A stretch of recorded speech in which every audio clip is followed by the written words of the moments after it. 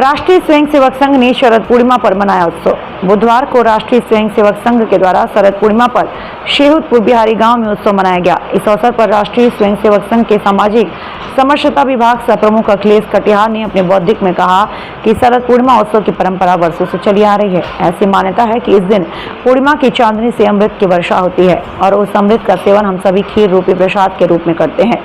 संघ का मानना है कि इस खीर रूपी प्रसाद को हम सभी बिना ऊंच नीच जाति पात अमीर गरीब को भूलकर एक साथ जमीन में बैठकर समरसता के साथ ग्रहण करते हैं।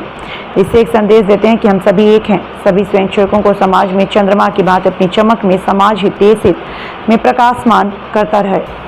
उन्होंने कहा कि आज महर्षि वाल्मीकि की भी जन्म जयंती है। उनकी जीवनी से हम सभी को यह प्रेरणा लेनी चाहिए कि कैसे वो गलत रास्ते को छोड़कर रामायण जैसे महाकाव्य की रचना कर परम पूज्य हुए और आज पूरा हिंदू समाज उनको पूजनीय मानता है। आगे कार्यक्रम में ध्वज लगाकर प्रार्थना के उपरांत खीर का प्रसाद खाकर उत्सव समाप्त किया गया।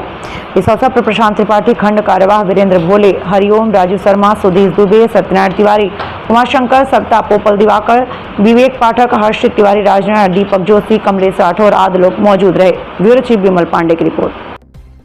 ये प्रोग्राम आपने रखा है जो शरद पूर्णिमा वाले दिन आज जी क्या महत्व है इसका?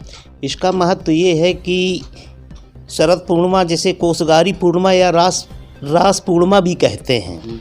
मान्यता ये है कि शरद पूर्णिमा के रात्रि को चंद्रमा की किरणों में अद्भुत अमृत झलकता है, बरसता है। तभी इस दिन खीर खाकर रात भर चांदनी में रखने का विधान है और शरद पूर्णिमा का शीतल चांदनी में खीर रखी जाने से सभी रोग दूर हो जाते हैं। इसीलिए इसको जल्दी से बना करके और 12 बजे के बाद इसका वितरण होता है। जो चंद्रमा इस दिन शरद पूर्णिमा के दिन 16 कलाओं से युक्त होती है और इन 16 कलाओं से युक्त होते हुए भी ऐसा कहा जाता है कि इस दिन रास पूर्णिमा, इसको रास पूर्णिमा भी कहते हैं। श्री कृष्ण ने इस दिन 16 कलाओं से युक्त रास लीला भी की थी। इसीलिए इसको चांदनी में रखकर, इस 16 कलाओं युक्त चंद्रमा की चांदनी में रख कर के अमृत की बारिश होकर के ठंडी होकर के तब प्रसाद रूप में इसका वितरण होता है। कितनी संख्या में लोग हमारे यहाँ संख्या लगभग 80 से 100 की संख्या में थे। मेर प्रकार के खेल खिलाए, 4 गढ़ चले थे। एक गढ़ में लगभग 25-30 की संख्या थी।